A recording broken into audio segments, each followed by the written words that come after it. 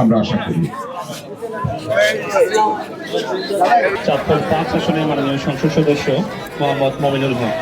আমরা দেখেছি বিগত দিনে সামাজিকভাবে আমাদের তরুণ প্রজন্মের অবক্ষয় ঘটেছিল, তারা মাদক আসক্ত হয়েছিল। ফ্যাসিস্ট সরকার এই ব্যাপারে কোন রকম কার্যকরী সিদ্ধান্ত তারা নেয়নি।